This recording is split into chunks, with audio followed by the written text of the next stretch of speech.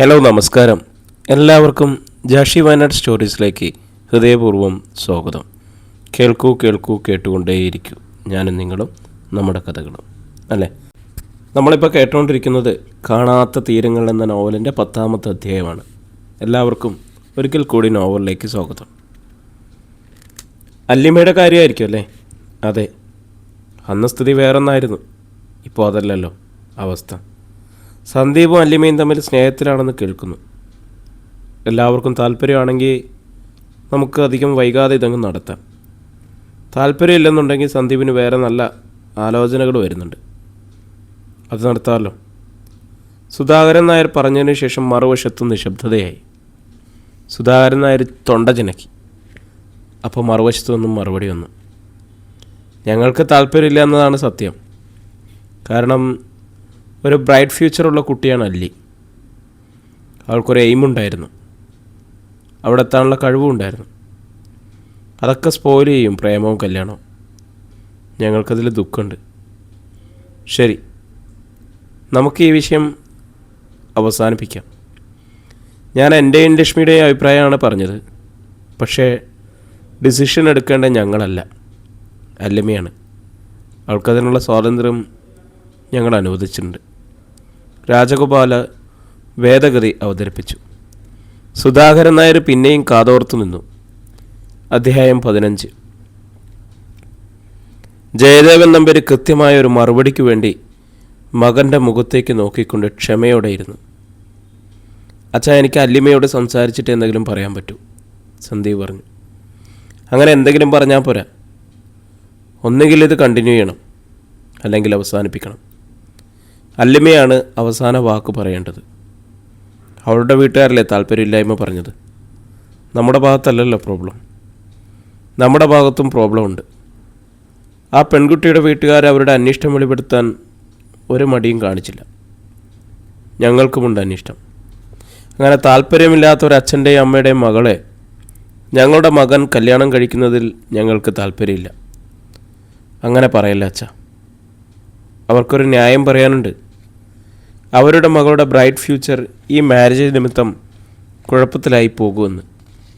അച്ഛൻ്റെ അമ്മയുടെ അനിഷ്ടത്തിന് എന്താ കാരണം പറയാനുള്ളത്?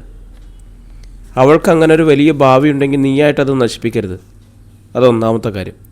രണ്ടാമത്, മകളുടെ ഭാവി നശിച്ചു പോകാൻ കാരണക്കാരനായ ഒരുത്തൻ എന്ന അനിഷ്ടം അവരുടെ മനസ്സിൽ കിടക്കും.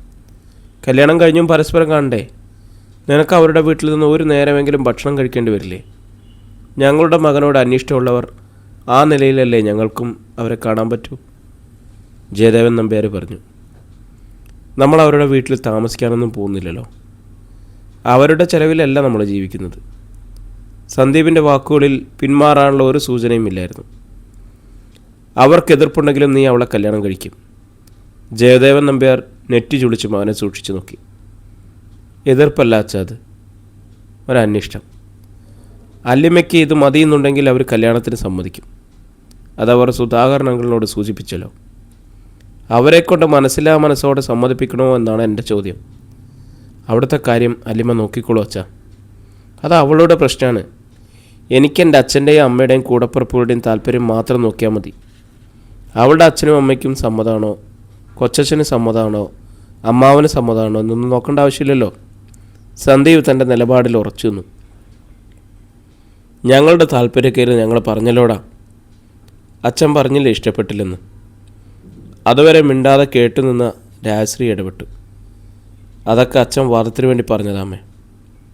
അല്ലിമയുടെ അച്ഛനും അമ്മയ്ക്കും താല്പര്യമില്ല, അതുകൊണ്ട് ഇവിടെയും താല്പര്യമില്ലത്ത. അതൊക്കെ എന്തൊരു മുടം തന്നെയായോ? അച്ഛൻ ജഡ്ജിയല്ലേ?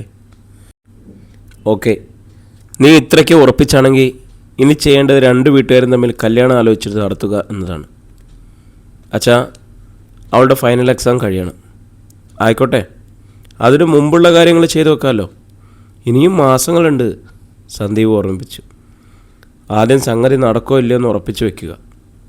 നടക്കില്ലെങ്കിൽ നിനക്ക് വേറെ കല്യാണം ആലോചിക്കണം.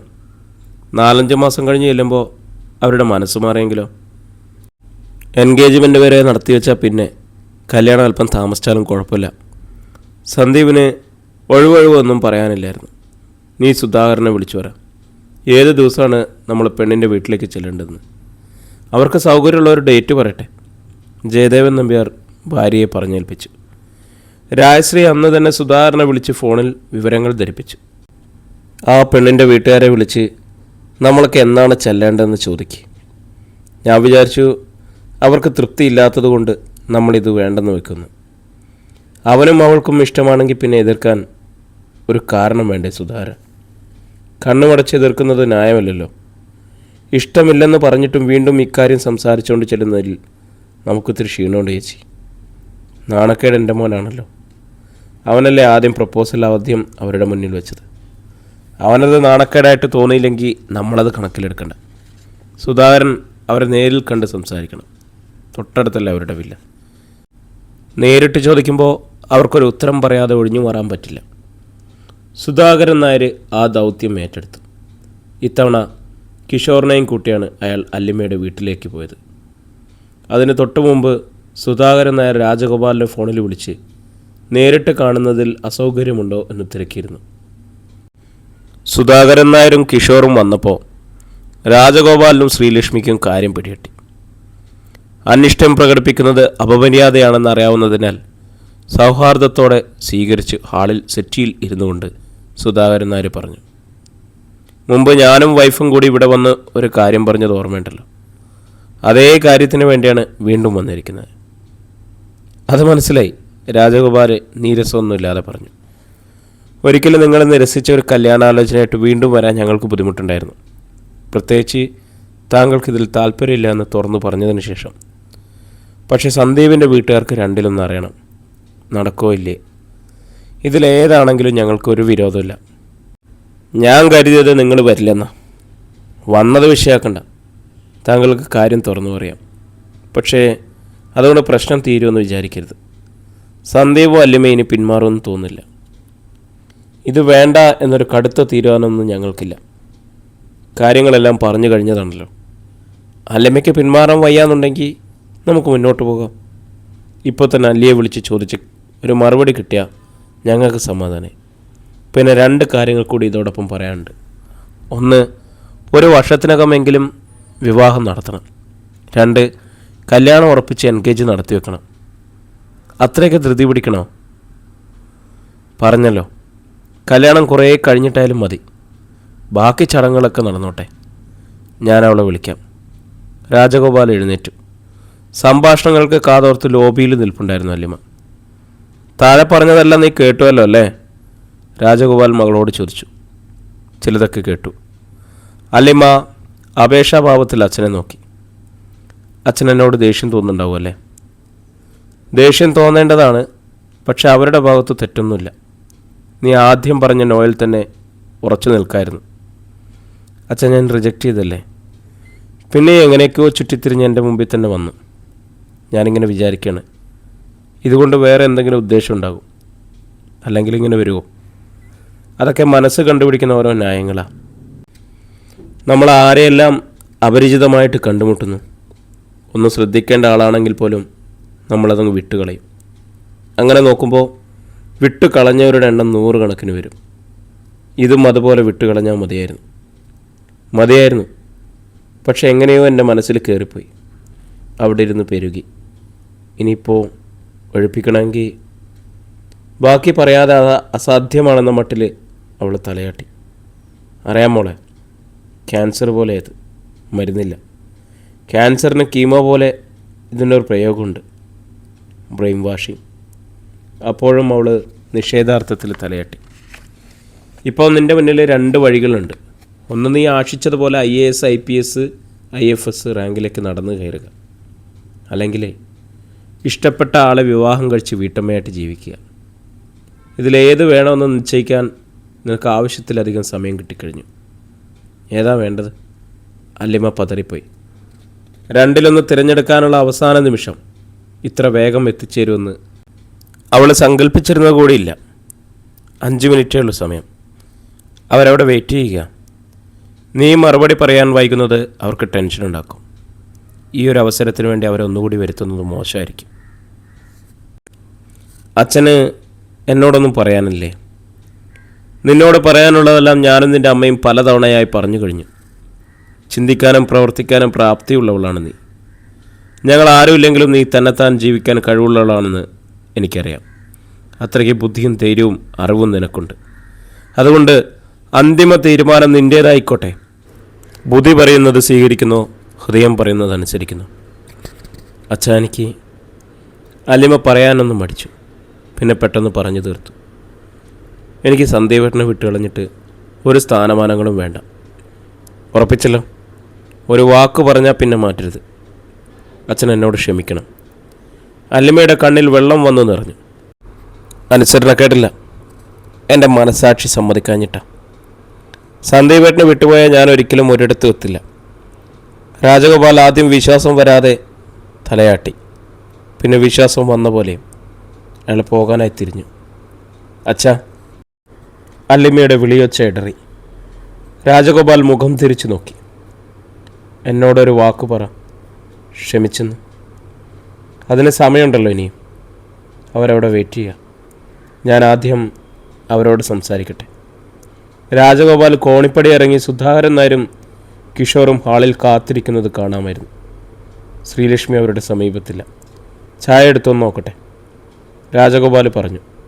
അവരോട് ഒഴിവ് വേണ്ട, ചായയൊന്നും വേണ്ട, സുധാകരൻ നായർ തിടുക്കത്തിൽ പറഞ്ഞു. ഇവിടം വരെ വന്നല്ലേ? അത് പറഞ്ഞ് രാജഗോപാൽ കിച്ചണിലേക്ക് ചെന്നു. ശ്രീലക്ഷ്മി ചായ കൂട്ടുകയാണ്. അവൾ എന്തു പറഞ്ഞു? ഉദ്വേഗത്തോടെ ശ്രീലക്ഷ്മി ആരാഞ്ഞു. അവൾക്ക് അവനെ മതി. ഞാൻ ചെന്ന് ഒന്നുകൂടി അവളോട് പറഞ്ഞാലോ? വേണ്ട ലക്ഷ്മി, അതുകൊണ്ട് ഫലമൊന്നുമില്ല. പരാജയപ്പെട്ട പോലെ അവൾ പറഞ്ഞത്. ഇനിയുള്ള ഓരോ ഉപദേശവും കമഴുന്ന കുടത്തിൻ്റെ പുറത്ത് വെള്ളമൊഴിക്കുന്ന പോലെയാണ്. എതിർപ്പാണ് പ്രേമത്തിൻ്റെ ഏറ്റവും മെച്ചപ്പെട്ട വളം. എന്നാലും അവളുടെ ഭാവി കൊണ്ടുപോയി തുലച്ചു കളയുന്നല്ലോ എന്ന് ഓർത്തിട്ടാ. വിഷമിക്കണ്ട, അവൾ ജീവിച്ചു പോയിക്കോളും. എന്തൊക്കെ സംഭവിച്ചാലും നമ്മൾ അവൾക്ക് വേണ്ടി ചെയ്തതെല്ലാം വെറുതെ ആയില്ലേ രാജേട്ടാ? അവൾക്ക് വിധിച്ചിട്ടില്ല എന്ന് കരുതിയാൽ മതി. രാജഗോപാലും ശ്രീലക്ഷ്മിയും ഒന്നിച്ചാണ് സ്വീകരണ മുറിയിലേക്ക് വന്നത്. ശ്രീലക്ഷ്മി ഒരു താലത്തിൽ ചായക്കപ്പുകൾ നിരത്തിയിരുന്നു. അവർ അതിൽ നിന്നും 2 കപ്പുകളെടുത്ത് സുധാകരനും കിഷോറിനും നൽകി. ഒരു കപ്പ് രാജഗോപാലിനും കൊടുത്തു. രാജഗോപാൽ സെറ്റിയിലിരുന്ന് ചായ ഒന്ന് മുത്തി. അല്ലമ്മയ്ക്ക് സമ്മതമാണ് കല്യാണത്തിന്. വളരെ ലളിതമായി രാജഗോപാൽ അക്കാര്യം പറഞ്ഞു തീർത്തു. ആദ്യം സുധാകരൻ നായർക്ക് വിശ്വസിക്കാനായില്ല. എല്ലാം പറഞ്ഞവസാനിപ്പിച്ച് തൻ്റെ വീട്ടിലേക്ക് തിരികെ പോരാൻ മാനസികമായി ഒരുങ്ങിയിരിക്കുകയായിരുന്നു അയാൾ. ഞങ്ങൾ ആദ്യമേ പറഞ്ഞില്ലേ, ഫൈനൽ ഡിസിഷൻ അവളുടേതായിരിക്കുമെന്ന്. അതൊരു ഭംഗിവാക്ക് പറഞ്ഞതല്ല. അവളൊരു തീരുമാനം എടുത്തു കഴിഞ്ഞാൽ 100% അതിനെ സപ്പോർട്ട് ചെയ്യുക എന്നതാണ് ഞങ്ങളുടെ ഉത്തരവാദിത്തം, രാജഗോപാൽ പറഞ്ഞു.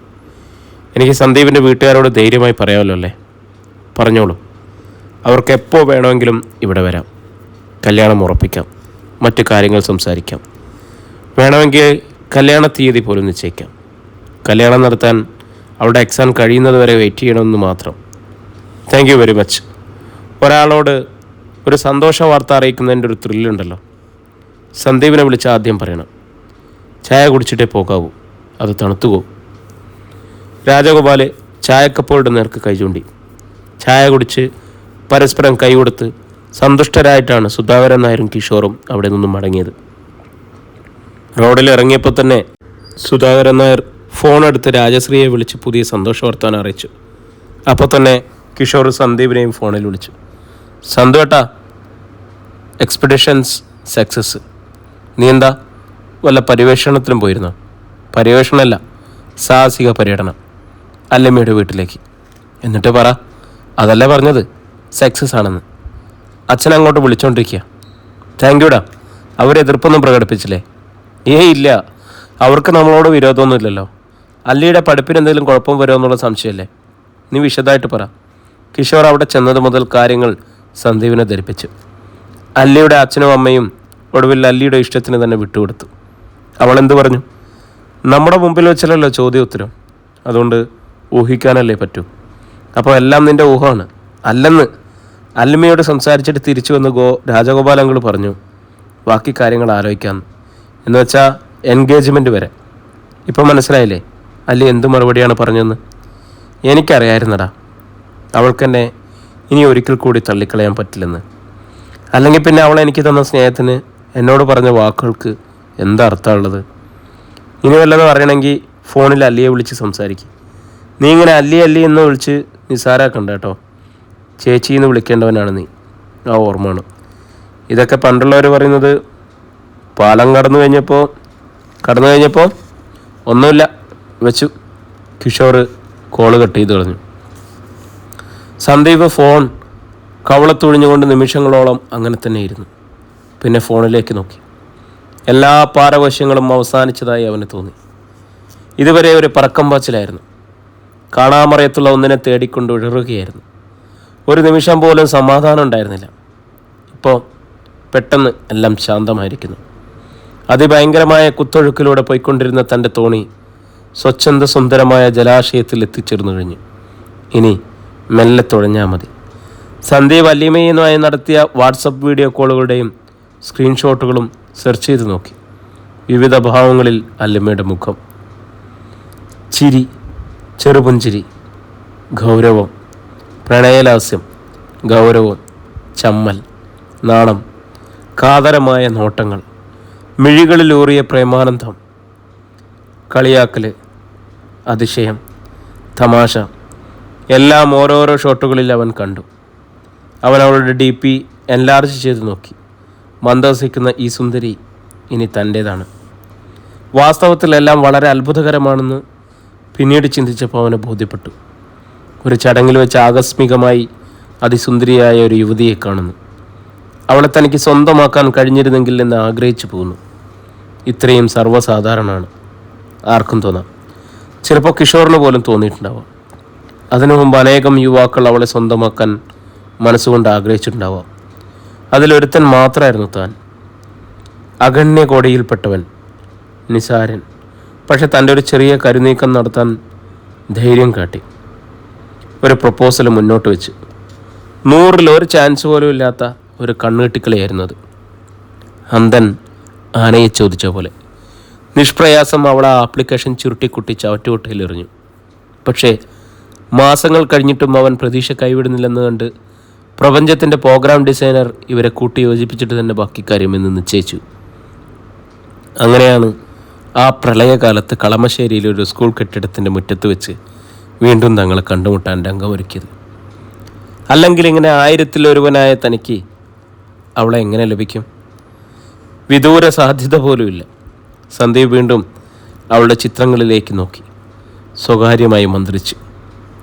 എനിക്കറിയായിരുന്നതേ നീ എനിക്കുള്ളത് തന്നെയാണെന്ന്. കണ്ടപ്പോഴേ ഞാൻ മനസ്സിൽ കുറിച്ചിട്ടതാ ഇതെൻ്റെയാണല്ലോ എന്ന്. എന്താ ഇവിടെ ഒറ്റയ്ക്കിരുന്ന് പിറുപിറുക്കുന്നേ? സന്ദീപ് പെട്ടെന്ന് ഫോൺ കമഴ്ത്തിപ്പിടിച്ച് തിരിഞ്ഞു നോക്കി. നന്ദന എലിക്ക് 2 കൈയും കൊടുത്ത് നിൽക്കുന്നു. എല്ലാം കണ്ടുപിടിച്ചെന്ന മട്ടിൽ നിൽക്കുന്നു. ഇവിടെ ആര് പിറുപിറുത്തു? ഒരു മർമറിങ് സൗണ്ട് കേട്ടല്ലോ. അത് ഞാൻ എൻ്റെ പെങ്കൊച്ചിനോടൊരു സ്വകാര്യം പറഞ്ഞതാ. ഓ, ഫോണിലായിരുന്നു അല്ലേ? അതെ, എന്താ പ്രശ്നം? എല്ലാം ഞാൻ അറിഞ്ഞു. അമ്മ പറഞ്ഞു അങ്കിൾ ഫോൺ ചെയ്തിരുന്നു എന്ന്. നാണം കെട്ടിട്ടാണെങ്കിലും കാര്യം നേടിയല്ലോ. കൺഗ്രാറ്റ്സ്. പോടി അവിടുന്ന്. ആർക്ക് വേണം നിൻ്റെ കൺഗ്രാറ്റ്സ്? സന്തോട്ടാ, സൂക്ഷിച്ചോ. ഇപ്പോൾ വേണമെങ്കിലും ഞാൻ വിചാരിച്ചത് കലക്കാൻ പറ്റേ. ദുഷ്ടത്തി, നിനക്ക് എങ്ങനെ തോന്നണേ? ഇത്തിരിയെങ്കിലും നീ എനിക്ക് വേണ്ടി സപ്പോർട്ട് ചെയ്തോ? ഇല്ല. ഇപ്പോൾ കുശുമ്പ് പറയുന്നോ? ആ, എനിക്കിത്തിരി കുശുമ്പുണ്ട്. ആ പെണ്ണ് ഈ വീട്ടിൽ വന്ന് കയറി കഴിഞ്ഞാൽ പിന്നെ എന്നെയൊക്കെ എന്തിനു കൊള്ളാം? എന്തു പറ്റും? നിൻ്റെ തറവല ഇടിഞ്ഞു വീഴുമോ? ഇപ്പം ഞാനാ ഇവിടെ സുന്ദരി. അമ്മയെക്കാളും ചേച്ചിയേക്കാളും സുന്ദരി ഞാനാണെന്ന് എല്ലാവരും പറഞ്ഞിട്ടുണ്ട്. അല്ലി മഹാറാണി വന്നു കഴിയുമ്പോൾ യൂവോ ട്യൂബ്ലൈറ്റിൻ്റെ പ്രകാശത്തിൽ മങ്ങിപ്പോയ മെഴുകുതിരി വെട്ടം പോലെ ആവില്ലേ ഞാൻ? എടി, നല്ല പെരുമാറ്റമാണ് ഒരു പെണ്ണിൻ്റെ ഏറ്റവും വലിയ സൗന്ദര്യം. എന്നിട്ട് സന്തോഷം എന്താ കാർത്തികക്കുട്ടിയെ വേണ്ടാന്ന് വെച്ച് പുറമോടിക്ക് പുറകെ പോയത്? പെരുമാറ്റം വെച്ച് നോക്കിയാൽ കാർത്തികക്കുട്ടി സുന്ദരിയല്ലായിരുന്നോ? അവൾ എനിക്ക് നിന്നെ പോലെയല്ലടി. എൻ്റെ ചേച്ചിയുടെ അനിയത്തി. ചേച്ചിയുടെ മനസ്സിലെ പ്ലാൻ അനുസരിച്ച് എല്ലാവർക്കും എല്ലാവരെയും കാണാനും കണക്കാക്കാനും പറ്റുമോ? എന്തായാലും ലോട്ടറി അടിച്ചല്ലോ, അതിൻ്റെ ട്രീറ്റ് ചെയ്യണം. അങ്ങനെ പറ, നിനക്കെന്താ വേണ്ടത്? മസാല ദോശയോ ബബ്ലി ചോക്ലേറ്റോ? അയ്യടാ, അതൊക്കെ അങ്ങോട്ട് കൊണ്ടു കൊടുത്താൽ മതി. എനിക്ക് വേണ്ട. എന്നെ ഈവനിങ്ങിൽ കാറിൽ കയറ്റിക്കൊണ്ടുപോയി ഒരു സ്റ്റാർ ഹോട്ടലിൽ കയറ്റി ഉഗ്രൻ ഒരു 5 കോഴ്സ് ഡിന്നർ തരണം. അത്രയും മതിയല്ലോ? എന്തും തരാൻ റെഡിയല്ലേ? ആ, തരാമെന്ന് പറഞ്ഞത് കുറ്റമാണ്. അതല്ല, മനസ്സങ്ങ് നിറഞ്ഞ് കവിഞ്ഞൊഴുകുകയല്ലേന്ന്. പോടി, നീ പോയി നിൻ്റെ പണി നോക്ക്. അസൂയയ്ക്കും കുശുമ്പിനും മരുന്നില്ലെന്ന് പഴമക്കാർ പറഞ്ഞു വെച്ചത്. കുശുമ്പല്ല, കഷണ്ടി. അത് പുരുഷന്മാർക്കുള്ളതാ. അങ്ങനെ പെണ്ണുങ്ങളെ മാത്രം മരുന്നില്ലാത്ത രോഗികളാക്കണ്ട. നീ ഒന്ന് പോയേ, ഞാനൊന്ന് ഒറ്റയ്ക്ക് ഇരിക്കട്ടെ. അങ്ങോട്ട് വിളിക്കാനല്ലേ, ഞാൻ ശല്യാവുന്നില്ല, പോയേക്കാം. ഇനിയിപ്പോൾ എന്തോ ആകാമല്ലോ, 2 പേർക്കും ലേണേഴ്സ് ലൈസൻസ് കിട്ടിയല്ലോ. അത് പറഞ്ഞ് നന്ദന തിരികെ പോയി. സന്ദീപ് ഫോൺ തിരിച്ചു പിടിച്ചു. അതിലേക്ക് നോക്കി, ബട്ടൺ പ്രസ് ചെയ്തു. ഡിസ്പ്ലേ തെളിഞ്ഞു. പാറ്റേൺ വരച്ച് അൺലോക്ക് ചെയ്തപ്പോൾ അല്ലിമയുടെ DP. വിളിക്കാനുള്ള തോന്നലിനെ പോലും അമർത്തിക്കൊണ്ട് ത്രസിക്കുകയാണ് മനസ്സ്. അല്ലിമയുടെ നമ്പർ എടുത്ത് കോള് വിട്ടു. മറുവശത്ത് റിങ് ചെയ്യുന്നുണ്ട്.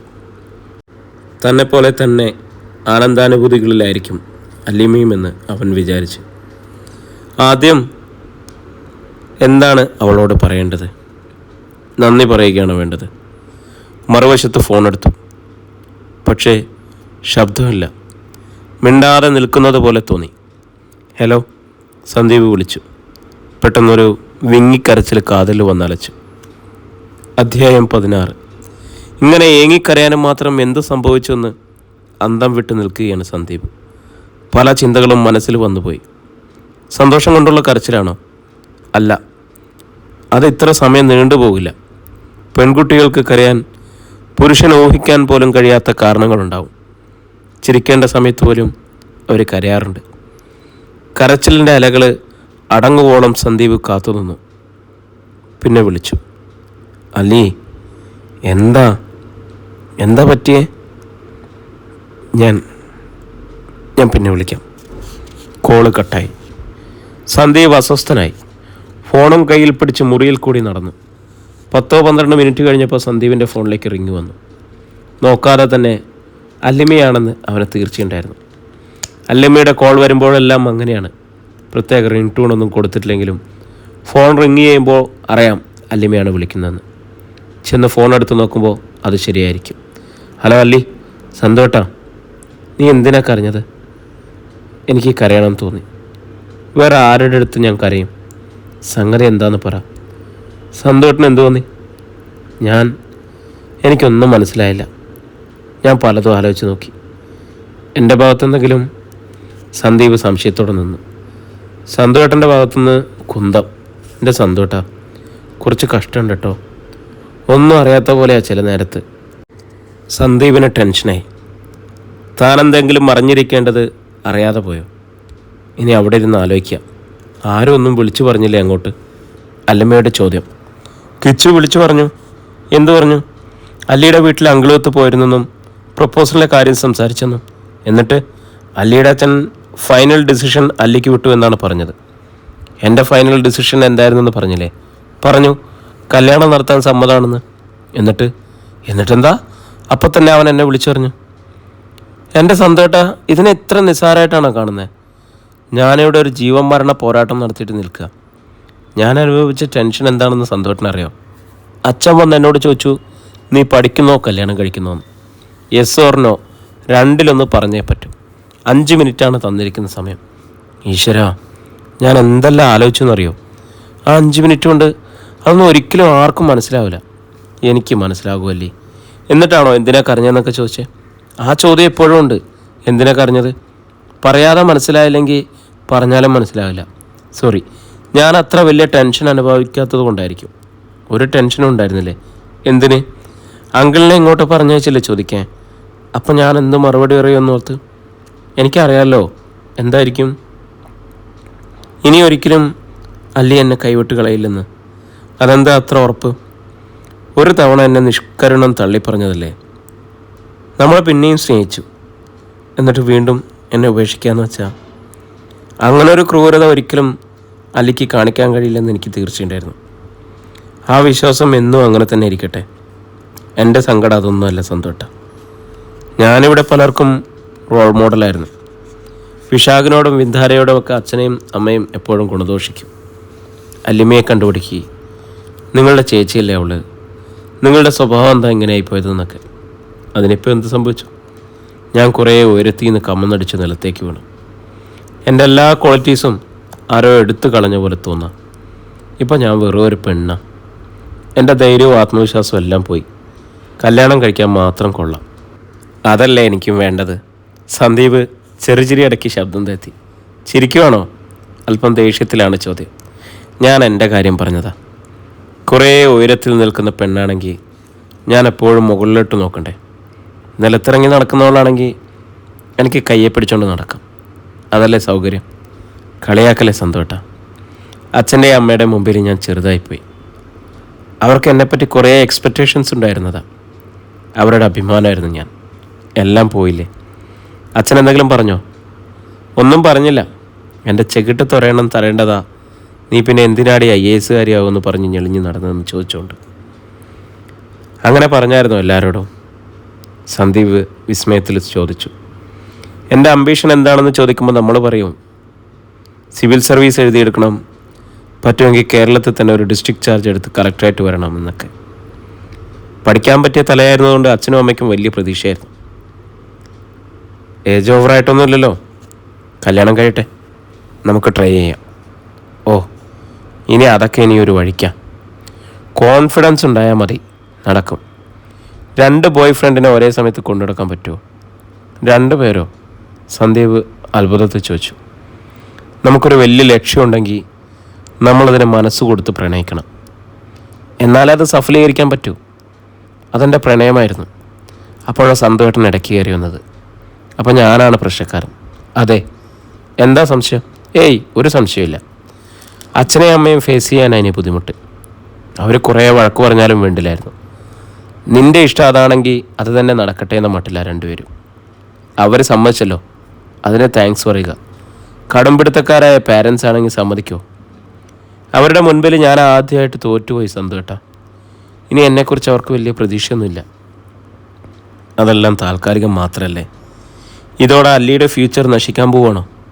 അല്ലല്ലോ, ചിലപ്പോൾ പ്രതീക്ഷിക്കുന്നതിനേക്കാൾ നല്ലൊരു സ്ഥാനത്ത് എത്തിച്ചേരാനും ചാൻസ് ഉണ്ടല്ലോ. ഇനിയിപ്പം വിഷുവിൻ്റെയും ബിന്ദുവിൻ്റെയും കളിയാക്കലും കൂടി കേൾക്കണം ഞാൻ. അതൊക്കെ ഒരു രസമല്ലേ മോളെ? പ്രണയത്തിൻ്റെ പേരിൽ ആരെങ്കിലുമൊക്കെ നമ്മളെ കളിയാക്കിക്കോട്ടേന്നേ. സംസാരിച്ച് ഒടുവിൽ ടെൻഷൻ ഒഴിഞ്ഞ് അല്ലിമ്മ സമാധാനത്തിലായ ശേഷമാണ് സന്ദീപ് ഫോൺ വെച്ചത്. അവനൊരു മൂളിപ്പാട്ടും പാടി ഹാളിലിറങ്ങി അവിടെ ഇവിടെ ചുറ്റിക്കറങ്ങി. അപ്പോഴാണ് രാജശ്രീ അവനെ കണ്ടത്. എന്താ സന്തു, പതിവില്ലാത്തൊരു മൂളിപ്പാട്ടും ചുറ്റിത്തരിയല്ലോ? ഒന്നുമില്ലമ്മേ, അങ്കിൾ അമ്മയെ വിളിച്ചു പറഞ്ഞില്ലേ ഒരു വലിയ എക്സാം റിസൾട്ട് അറിഞ്ഞതിൻ്റെ സന്തോഷം. ഒടുവിൽ IASഉം IPSഉം എല്ലാം വേണ്ടെന്ന് വെച്ച് നിന്നെ മതി. അതല്ലേ അമ്മയെ സ്നേഹം? ആണോ? പെൺകുട്ടികൾ അവരുടെ ലക്ഷ്യം മറന്ന് ഒരാണിൻ്റെ പിന്നാലെ പോകുന്നതിനാണോ സ്നേഹം എന്ന് പറയുന്നത്? ഒന്ന് പോവാമ്മേ, വലിയ വർത്താനം പറഞ്ഞുകൊണ്ട് വന്നിരിക്കുന്നു. അപ്രീസിയേഷൻ ഇല്ല. പിന്നെ നീ ഒരു പെണ്ണിനെ വശത്താക്കിയെടുത്തതിന് നിന്നെ ഞങ്ങളെല്ലാവരും കൂടി അഭിനന്ദിക്കണോ? വേണം. അമ്മയ്ക്കിപ്പോൾ ഒരു കാര്യം മനസ്സിലായില്ലേ? ഞാനൊന്ന് നനച്ചാൽ അത് നടത്തിയിരിക്കും. ആദ്യം ഞാൻ അലിമയെപ്പറ്റി പറഞ്ഞപ്പോൾ അമ്മ എന്താ പറഞ്ഞത്? വിട്ടിട്ട് പോ മോനെ ദിനേശാന്ന് അല്ലേ? അപ്പം ഞാൻ അമ്മയോട് പറഞ്ഞത് ഓർമ്മയുണ്ടോ? അവളെ എനിക്ക് കിട്ടുമെന്ന് എൻ്റെ മനസ്സ് പറയുന്നുണ്ടെന്ന് അല്ലേ? ഇപ്പം എങ്ങനെ ഇരിക്കുന്നു? എന്തായാലും നിന്നെ സമ്മതിച്ചിരിക്കുന്നു. ഇതിൻ്റെ പേര് അപ്രിസിയേഷൻ എന്നാണെങ്കിൽ നീ അതിലേക്ക് ചേർത്തോ. ഇപ്പോൾ ഒരു കാര്യം എനിക്ക് മനസ്സിലായി. നമ്മൾ ആഗ്രഹിച്ചാലേ നമുക്ക് കിട്ടും. ചുമ്മാ ആഗ്രഹിച്ചാൽ പോരാ, തീവ്രമായിട്ട് ആഗ്രഹിക്കണം. അതിലൊരു അൺറിട്ടേൺ മെസ്സേജ് ഉണ്ടാകും. അത് കറങ്ങിത്തിരിഞ്ഞ് നമ്മൾ ആഗ്രഹിച്ച ആളിൻ്റെ അടുത്തേക്ക് ചെല്ലും. പിന്നെ അങ്ങനെ വിളിച്ചിട്ടല്ലേ അവളെ പിന്നെ നീ വീണ്ടും കണ്ടത്? ആ പ്രളയം വന്നതുകൊണ്ട് അങ്ങനൊരു സാഹചര്യം ഉണ്ടായി. അല്ലാതെ നിനക്ക് വേണ്ടിയാണോ പ്രളയം ഉണ്ടായത്? വേറെ ആരോടും പറയരുത്, എല്ലാവരും കൂടെ നിന്നെ തല്ലിക്കൊല്ലും. സന്ദീപ് അത് കേട്ട് പൊട്ടിച്ചിരിച്ചു. രാത്രി രാജശ്രീ ഭർത്താവിനോട് സന്ദീപിൻ്റെ കല്യാണക്കാര്യം സംസാരിച്ചു. അവൻ വിചാരിച്ച പോലെ തന്നെ സംഗതി നടക്കുന്ന ലക്ഷണം ആ പെണ്ണ് സമ്മതിച്ചു. അവളുടെ വീട്ടുകാർക്ക് താല്പര്യമൊന്നുമില്ലെന്ന് പറഞ്ഞിട്ട് ജയദേവൻ നമ്പ്യാർ നെറ്റി ചുളിച്ചു. ഒടുക്കം അവരത് അവളുടെ ഇഷ്ടത്തിന് വിട്ടുകൊടുത്തു. സിവിൽ സർവീസിന് പോകുന്നോ അതോ സന്ധുവിനെ കല്യാണം കഴിക്കുന്നോന്ന് അവൾക്ക് അവനെ മതിയെന്ന് പറഞ്ഞു. ഓ, അത്രയ്ക്കൊക്കെ ഉണ്ടോ നമ്മുടെ മോൻ? ജയദേവൻ നമ്പ്യാർ തെല്ലൊരു തമാശ മട്ടിൽ ചോദിച്ചു. നിങ്ങളുടെ അല്ലേ മോൻ? വിചാരിച്ച കാര്യം നടത്തണമെന്ന് വാശിയാ. അവൾക്ക് അവനോട് ശരിക്കും സ്നേഹമുണ്ടല്ലേ? ഞാൻ വിചാരിച്ചത് കാര്യത്തോടടുക്കുമ്പോൾ അവൾ വിട്ടുപോകുന്ന. അവൻ അത്രയ്ക്ക് ഇഷ്ടപ്പെട്ട് സ്നേഹിച്ചതല്ലേ? അത് അവൾക്കും അറിയാം. പിന്നെ എന്നാൽ പിന്നെ സുധാകരനെ വിളിച്ചു പറ, നമുക്കൊരു ദിവസം അങ്ങോട്ട് ചെല്ലാം. പ്രതീക്ഷിച്ച തടസ്സവാദങ്ങളൊന്നും ഭർത്താവിൽ നിന്നും ഉണ്ടാകാതിരുന്നതോടെ രാജശ്രീക്ക് സമാധാനമായി. അടുത്ത ദിവസം തന്നെ രാജശ്രീ സുധാകരൻ നായരെ വിളിച്ച് അല്ലിമയുടെ വീട്ടിലേക്ക് ചെല്ലാനുള്ള ഒരു ദിവസം തീരുമാനിച്ചു. ആ വിവരം അവരെ അറിയിക്കാനും ചുമതലപ്പെടുത്തി. പിന്നെ സുധാകര, അല്ലിമയുടെ ജാതകം കൂടി എടുത്തു വെക്കാൻ പറയണം, പൊരുത്തം നോക്കണ്ടേ? അത് ഞാൻ പറഞ്ഞോളാം. ഏത് ദിവസമാണ് ചേച്ചിക്കും ചേട്ടനും വരാൻ പറ്റുമെന്ന് കൂടി പറയാമോ? ഇവിടെ ഞായറല്ലേ ഒഴിവുള്ളൂ. ശരി, ഞാൻ പറയാം. സുധാകരൻ നായർ ഫോണ് വെച്ചു. തൊട്ടടുത്ത ഞായറാഴ്ച തന്നെ പോയേക്കാമെന്ന് മനസ്സിൽ കണക്ക് കൂട്ടിയിട്ട് സുധാകരൻ നായർ വൈഷ്ണവിയെയും കൂട്ടി വൈകുന്നേരം അല്ലിമയുടെ വീട്ടിൽ ചെന്നു. ശ്രീലക്ഷ്മി ഇറങ്ങി വന്ന് അവരെ ഹാർദവമായി സ്വീകരിച്ചു. അകത്തേക്ക് കൂട്ടിക്കൊണ്ടുപോയി ചായ കൊടുത്തു. അടുത്ത ഞായറാഴ്ച സന്തുവിൻ്റെ അച്ഛനും അമ്മയും പെങ്ങളും കൂടി വരാമെന്ന് പറയുന്നു. ഇവിടെ എന്തെങ്കിലും അസൗകര്യമുണ്ടോ? സുധാകരൻ നായർ രാജഗോപാലിനോടും ശ്രീലക്ഷ്മിയോടുമായി ചോദിച്ചു. ഇവിടെ എന്താണ് അസൗകര്യം? നമ്മളെപ്പോഴും ഇവിടെ തന്നെ ഉള്ളവരല്ലേ. എന്നാൽ വരാൻ പറയട്ടെ, ധൈര്യമായിട്ട് പറഞ്ഞോളൂ, രാജഗോപാൽ പ്രോത്സാഹിപ്പിച്ചു. തൽക്കാലം ചായ കുടിച്ച് ഇരുകൂട്ടനും പിരിഞ്ഞു. ശ്രീലക്ഷ്മി ഗേറ്റ് വരെ അവരെ അനുഗമിച്ചു. ഒരു കാര്യം പറയാൻ വിട്ടു, അല്ലിമയുടെ ജാതകം കൂടി ഒന്ന് എടുത്തു വെക്കണേ, പൊരുത്തം നോക്കണ്ടേ? വൈഷ്ണവി പറഞ്ഞു. ശ്രീലക്ഷ്മിയുടെ മുഖം വാടിയെങ്കിലും വൈഷ്ണവിയോ സുധാകരനോ അത് ശ്രദ്ധിക്കാതെ കയറ്റി കടന്നുപോയി. ഭർത്താവിനെ ഒറ്റയ്ക്ക് കിട്ടിയപ്പോൾ ശ്രീലക്ഷ്മി രഹസ്യമായിട്ട് പറഞ്ഞു, അവരല്ലിയുടെ ജാതകം ചോദിക്കുന്നു. എന്തിന്? രാജഗോപാൽ നീരസം പൂണ്ടു. അങ്ങനൊരു ഏർപ്പാടുണ്ടല്ലോ. രണ്ടുപേരുടെയും ജാതകങ്ങൾ തമ്മിൽ ഒത്തുനോക്കി പൊരുത്തങ്ങൾ നിശ്ചയിക്കണ്ടേ? അതിൻ്റെ ഒന്നും ആവശ്യമില്ല. അവൾ അവന് വേണ്ടി എല്ലാം വേണ്ടെന്ന് വെച്ചതല്ലേ. അതിൽ കൂടുതൽ എന്ത് പൊരുത്തം? അവർ നിർബന്ധം പിടിച്ചാലോ? അല്ലിക്ക് ജാതകം ഇല്ലെന്ന് പറഞ്ഞേക്കണം, അത്ര തന്നെ. രാജഗോപാൽ കടുപ്പിച്ചു തന്നെ പറഞ്ഞു. ശ്രീലക്ഷ്മി ഭർത്താവിൻ്റെ മുഖത്തേക്ക് തന്നെ നോക്കിക്കൊണ്ട് നിന്നു. ആ നോട്ടത്തിന് നാനാർത്ഥങ്ങളുണ്ടായിരുന്നു. അധ്യായം 17. എറണാകുളത്തേക്ക് പോകാൻ രാജശ്രീ വിന്ദുജയെ കൂടി വിളിച്ചിട്ടുണ്ടായിരുന്നു. ജോലിക്ക് പോകണം, കുട്ടികളുടെ കാര്യം കഷ്ടത്തിലാകും, ലീവില്ല എന്നൊക്കെ പറഞ്ഞ് വിന്ദുജ ആദ്യം ഒഴിഞ്ഞു മാറാൻ ശ്രമിച്ചെങ്കിലും രാജശ്രീ വിട്ടില്ല. നന്ദന രാജശ്രീയുടെ പുറകെ നടന്ന് കെഞ്ചി ഒടുവിൽ പോകാനുള്ള പാസ് വാങ്ങി. അവർ പുറപ്പെടുന്നതിന് മുമ്പ് സന്ദീപ് രാജശ്രീയെ സമീപിച്ച് പറഞ്ഞു, അമ്മ അച്ഛനോട് പറയണം, വലിയ കടുംപിടുത്തങ്ങളൊന്നും വേണ്ടാന്ന്. എന്ത് കടുംപിടുത്തം? രാജശ്രീ ഞെട്ടി ചൊളിച്ചു. അച്ഛൻ നോക്കുമ്പോൾ എന്തെങ്കിലും കുറ്റം കാണും. അവരുടെ മുറ്റത്തിന് വീതി പോരാ, സിറ്റൗട്ടിൻ്റെ റെയിലിംഗ് അശുഭമാണ്, പെണ്ണിൻ്റെ അമ്മയ്ക്ക് കോങ്കണ്ടുള്ളതായ സംശയം, അങ്ങനെ എന്തെങ്കിലും. അതിലൊന്നും തട്ടിത്തടഞ്ഞ് നിൽക്കരുതെന്നാണ് പറഞ്ഞത്. സന്തു, താക്കീതിൻ്റെ സ്വരത്തിൽ രാജശ്രീ വിളിച്ചു. നീ അച്ഛനെ അത്ര കുറച്ച് കാണണ്ട കേട്ടോ. അച്ഛനെന്തെങ്കിലും ഇഷ്ടക്കേട് തോന്നിയാൽ അതിലൊരു കാര്യം കാണും. ഇന്നേ വരെ അത് തെറ്റിയിട്ടില്ല. സ്ത്രീധനം, സ്വർണം, പിന്നെ പെണ്ണിൻ്റെ വീട്ടുകാരുടെ തറവാട്ട് മഹിമ, ഇതൊന്നും വിഷയമാക്കരുത്. അതെന്താ? അതൊന്നും അവർക്കില്ലേ? ഉണ്ടായിരിക്കും. അല്ലിയുടെ അച്ഛനും അമ്മയും ഉദ്യോഗസ്ഥരാണ്. കൂടുതലൊന്നും എനിക്ക് അറിഞ്ഞുകൂടാ. ഒന്നുമില്ലെങ്കിലും ഹരിതം പാർക്കിൽ ഒരു വില്ലയുണ്ടല്ലോ, അതൊക്കെ മിഡിൽ ക്ലാസ്സുകാർക്ക് മാത്രമേ പറ്റൂ. നീ എന്താ പറഞ്ഞുകൊണ്ട് വരുന്നത്? ചിലപ്പോൾ അവരുടെ കയ്യിൽ സമ്പാദ്യമൊന്നും ഉണ്ടാവണമെന്നില്ല. നമ്മൾ പെണ്ണിൻ്റെ ഷെയറിലൊന്നും കണ്ണുവെക്കരുതെന്നാണ് പറഞ്ഞത്. ഓ, സ്ത്രീധനമൊന്നും തന്നില്ലെങ്കിലും നീ അവളെ കെട്ടാൻ റെഡിയാണല്ലോ അല്ലേ? അതെന്തിനാ ഇത്ര വളച്ചു കെട്ടി പറയുന്നത്? അമ്മ എൻ്റെ മനസ്സുകൂടി ഒന്ന് കാണണം. അത് കണ്ടിട്ടല്ലേ ഇപ്പോൾ ഈ കല്യാണാലോചനയ്ക്ക് പോകുന്നത് തന്നെ. തൊണ്ടയിൽ തടയുന്നതൊന്നും വിഴുങ്ങാൻ നിൻ്റെ അച്ഛൻ തയ്യാറല്ല. വേറൊരു കുഴപ്പമില്ല. നിനക്കിഷ്ടപ്പെട്ട പെണ്ണിനെ നിനക്ക് കല്യാണം കഴിച്ചു തരണം തന്നെയാണ് ഉദ്ദേശിച്ച് ഞങ്ങൾ പോകുന്നത്, രാജശ്രീ തുറന്നു പറഞ്ഞു. വിന്ദു ചേച്ചി കുറ്റം പറയും. മറ്റേ കല്യാണാലോചന ഞാൻ റിജക്റ്റ് ചെയ്തതിൻ്റെ ദേഷ്യം കാണും. അമ്മ അതൊന്നും ഗൗനിച്ചേക്കരുത്. എനിക്കറിയാം, നീ പ്രത്യേകിച്ച് പറയണ്ട. രാവിലെ 7 മണിയോടെ 4 പേരും കാറിൽ കയറി എറണാകുളത്തേക്ക് തിരിച്ചു. അവരെ പോയ ഉടനെ സന്ദീപ് ഫോണെടുത്ത് അല്ലിമയെ വിളിച്ചു. കോൾ വരുമെന്ന് പ്രതീക്ഷിച്ചുകൊണ്ടിരുന്ന അല്ലിമ ആദ്യത്തെ റിങ്ങിന് തന്നെ ഫോൺ അറ്റൻഡ് ചെയ്തു. അല്ലെങ്കിലും അതെല്ലായ്പ്പോഴും അങ്ങനെ തന്നെയാണ്. സന്ദീപ് ഇപ്പോൾ വിളിക്കുമെന്ന് വിചാരിച്ച് ഫോൺ കയ്യിലെടുക്കുമ്പോഴേക്കും റിങ് ചെയ്തിരിക്കും. നോക്കുമ്പോൾ സന്ദീപിൻ്റെ പുഞ്ചിരിക്കുന്ന മുഖം ഡിസ്പ്ലേയിൽ തെളിയും. ചിലപ്പോൾ കിച്ചണിൽ എന്തെങ്കിലും ജോലി ചെയ്യായിരിക്കും, അല്ലെങ്കിൽ വീട് തൂത്തു തുടയ്ക്കുകയായിരിക്കും. അപ്പോഴാണ് പെട്ടെന്നൊരു തോന്നൽ വരിക. സന്ദീപ് ഇപ്പോൾ വിളിച്ചേക്കുമല്ലോ. അതങ്ങനെ ഇത്ര കൃത്യമായി വരുന്നെന്ന് എത്ര ആലോചിച്ചിട്ടും അവൾക്കൊരു പിടിയും കിട്ടിയില്ല. സന്ദീപിനോട് ചോദിക്കുമ്പോൾ ഓരോ മറുപടിയാണ്. അതാണ് മോളെ ടെലിപ്പതി എന്ന്. എറണാകുളം ജില്ലയിലിരുന്ന ഒരാൾ ആലപ്പുഴക്കാരനെ ഓർക്കുമ്പോൾ അയാൾ എങ്ങനെ അറിയുന്നു അത്? താൻ പറയാൻ നാവിൻ തുമ്പിലെത്തിച്ച കാര്യങ്ങൾ അതേ നിമിഷം തന്നെ സന്ദീപ് പറയുന്നത് കേട്ട് അന്തം വിട്ടു പോയിട്ടുണ്ട്. അതുപോലെ തന്നെ മറിച്ചും സന്ദീപ് അവിടെ ഇരുന്ന് ഇവിടെ നടക്കുന്ന കാര്യങ്ങൾ കൃത്യമായി പറയും. ഇവിടെങ്ങാനും CCTV ക്യാമറ വെച്ച് കണ്ടിട്ടാണോ പറയുന്നതെന്ന് തോന്നിപ്പോകും. നിന്നെപ്പറ്റിയാണ് ഏത് നേരത്തും എൻ്റെ ചിന്ത. നീ ആ വീട്ടിൽ നടക്കുന്നതും ജോലി ചെയ്യുന്നതും പഠിക്കുന്നതും എന്തിന് മുടി ചെയ്യുന്നത് പോലും എനിക്ക് കാണാം. എനിക്ക് ആ വീടിൻ്റെ മുക്കും മൂലയും എല്ലാം അറിയാമല്ലോ, സന്ദീപ് പറയും. അത് കേൾക്കുമ്പോൾ തന്നെ സന്തോഷം കൊണ്ട് മനസ്സും നിറഞ്ഞു പതയും. അല്ലി, അവരങ്ങോട്ട് പുറപ്പെട്ടിട്ടുണ്ട് കേട്ടോ. ഇപ്പോൾ ഇറങ്ങിയതേ ഉള്ളൂ. ഫോണിൽ കൂടി അല്ലിമ സന്ദീപിൻ്റെ ശബ്ദം കേട്ടു. ആരൊക്കെയാ?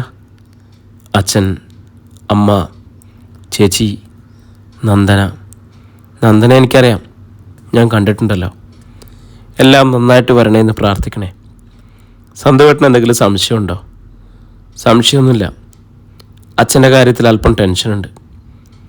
അച്ഛന് ഇഷ്ടപ്പെടില്ലെന്ന് ഓർത്താണോ? അങ്ങനൊന്നുമില്ല. അച്ഛൻ എൻ്റെ ഇഷ്ടങ്ങളൊക്കെ പരിഹരിക്കാറുണ്ട്. പക്ഷെ ചില നേരത്ത് ഒരു ദുർവാസമാണ്. ടെൻഷൻ അടുപ്പിക്കല്ലേ. ഒന്നുമില്ലെന്നേ. അച്ഛൻ്റെ വിചാരം അച്ഛനൊരു സ്പെഷ്യലിസ്റ്റാണെന്നാ. എന്തിലാണ് സ്പെഷ്യലിസ്റ്റ്? മനുഷ്യരെ വിലയിരുത്തുന്ന കാര്യത്തിലും ന്യായങ്ങൾ വേർതിരിക്കുന്ന കാര്യത്തിലും ശരിയും തെറ്റും തിരിച്ചറിയുന്ന കാര്യത്തിലും അങ്ങനെ ചില പ്രത്യേക കഴിവുകളോട് കൂടിയാണ് അച്ഛനെ ദൈവം സൃഷ്ടിച്ചതെന്ന് അച്ഛൻ്റെ ഒരു മനസ്സിലിരിപ്പ്. ഞാൻ എന്തെങ്കിലും ചെയ്യണോ സന്തോട്ടാ? എന്തെങ്കിലും പൊടിക്കായി പറഞ്ഞു തരാനുണ്ടോ? അങ്ങനൊന്നുമില്ല. ചിലപ്പോൾ അല്ലിമ്മയ്ക്ക് അച്ഛനെ ഇഷ്ടപ്പെടും. പെരുമാറ്റമൊക്കെ നല്ലതാണ്, ആരെയും മുഷിപ്പിക്കില്ല. ഇതിപ്പോൾ കൺഫ്യൂഷനായല്ലോ. ഒരു കൺഫ്യൂഷനും വേണ്ട. എല്ലാം ഞാൻ അമ്മയുടെ അടുത്ത് പറഞ്ഞു വിട്ടിട്ടുണ്ട്. ശരി, അത് വിട്ടേക്ക്. ഇന്നലെ രാത്രി എന്നെ സ്വപ്നം കണ്ടോ? എന്നെ കാണാറുണ്ടല്ലോ. ഫ്രീ ആയിട്ട് ടിക്കറ്റ് എടുക്കണ്ട, പെട്രോൾ അടിക്കണ്ട, യാത്ര ചെയ്യണ്ട, എന്ത് സുഖം. ഇന്നലത്തെ സ്വപ്നം ട്രാജഡി ആയിരുന്നു.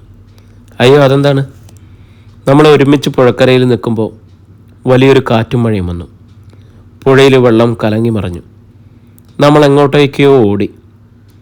ഒടുവിൽ നോക്കുമ്പോൾ നിന്നെ കാണാനില്ല.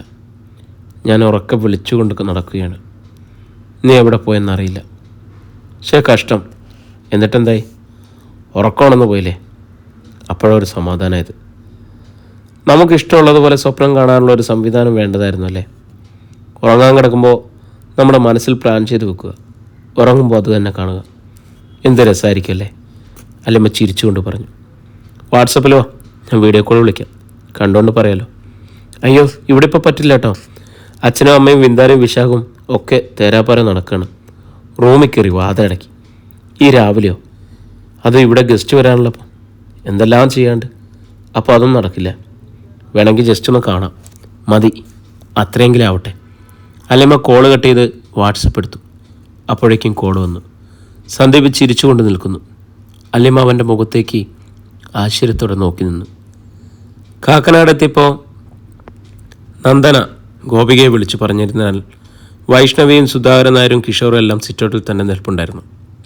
10 മണിക്ക് മുൻപേ ജയദേവൻ നമ്പ്യാരും കുടുംബവും എത്തിച്ചേർന്നു. അവർ കാറിൽ നിന്ന് ഇറങ്ങുമ്പോഴേക്കും വൈഷ്ണവിയും ഗോപികയും ഇറങ്ങിച്ചെന്ന് സ്വീകരിച്ചു. നിങ്ങൾ ബ്രേക്ക്ഫാസ്റ്റ് കഴിച്ചില്ലല്ലോ? സുധാകരൻ നായർ ചോദിച്ചു. അരൂരിൽ വന്നപ്പോൾ ഒരു റെസ്റ്റോറൻറ്റ് കണ്ടു, അവിടെ കാർ നിർത്തി കഴിച്ചിട്ടാണ് പോകുന്നത്, രാജശ്രീ പറഞ്ഞു. ഇവിടെ വന്ന് കഴിച്ചാൽ മതിയായിരുന്നല്ലോ ചേച്ചി, ഞങ്ങൾ വെയിറ്റ് ചെയ്യായിരുന്നു. അതെ, ചേട്ടന് ഭക്ഷണത്തിൻ്റെ കാര്യത്തിലൊക്കെ ഒരു ഡിസിപ്ലിനുണ്ട്.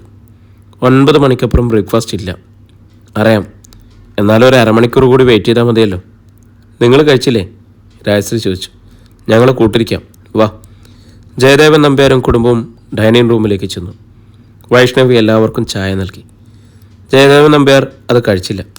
ഒരു ചായ കുടിക്കുന്നതിലെന്താ? സുധാകരൻ നായർ ചോദിച്ചു. തരുന്നതിൽ സന്തോഷം, പക്ഷെ നമുക്ക് നമ്മുടെ വയറിനോടല്ലേ കൂറ് വേണ്ടത്. ഈ ചായ നിരസിച്ചാൽ നിങ്ങൾക്ക് പരിഭവം തോന്നും, പക്ഷെ വയറ് സന്തോഷിക്കും. അമിതഭാരം അടിച്ചേൽപ്പിക്കാത്തതിന്. ചിരിച്ചുകൊണ്ട് ജയദേവൻ നമ്പ്യാർ പറഞ്ഞു. എനിക്കൊന്നല്ല 2 ചായ കുടിച്ചാലും ഒരു കുഴപ്പമില്ല. രാജശ്രീ പറഞ്ഞു. ഞാനൊരു പൂരിയും കൂടി തിന്നാൻ പോവാ. രാജശ്രീ അവരോടൊപ്പം ഭക്ഷണം കഴിച്ചു തുടങ്ങി. നമ്മൾ എപ്പോൾ ചെല്ലുമെന്നാണ് പറഞ്ഞിരിക്കുന്നത്? ജയദേവൻ നമ്പ്യാർ ചോദിച്ചു. അങ്ങനെ കൃത്യസമയമൊന്നും പറഞ്ഞിട്ടില്ല. ഉച്ചയ്ക്ക് മുമ്പ് സുധാകരൻ നായർ പറഞ്ഞു. ഉടനെ പോയേക്കാം. താമസിച്ചാൽ അവർ ഊണിന് നിർബന്ധിക്കും. നമ്മളത് കഴിക്കേണ്ടിയും വരും. അവരെന്തായാലും ഊണൊരുക്കും. അത് കഴിക്കാതിരിക്കുന്നത് മര്യാദകേടാവില്ലേ? സുധാകരൻ നായർ ചോദിച്ചു. ബന്ധുതയൊന്നും ആയില്ലല്ലോ. ആയിട്ട് പോരെ അത്തരം ചടങ്ങുകളൊക്കെ. പ്രിയരെ, നമ്മുടെ കഥ ഇവിടെ തുടരുകയാണ് കേട്ടോ. ഇതിൻ്റെ അടുത്ത ഭാഗമായിട്ട് നമ്മൾ നാളെ വീണ്ടും കണ്ടുമുട്ടും. കുറച്ചുകൂടി ലെങ്ത് കൂട്ടാനുള്ള പ്ലാനിങ് നടക്കുന്നുണ്ട്. എത്രയും പെട്ടെന്ന് ഈ നോവൽ വായിച്ച് തീർക്കാനാണ് നമ്മുടെ പ്ലാനിങ്. വീണ്ടും നമുക്ക് കണ്ടുമുട്ടും വരേക്കും ഒത്തിരി സന്തോഷത്തോടെ, ഒത്തിരി സ്നേഹത്തോടെ, നമ്മുടെ സ്വന്തം ജാഷി വയനാട്.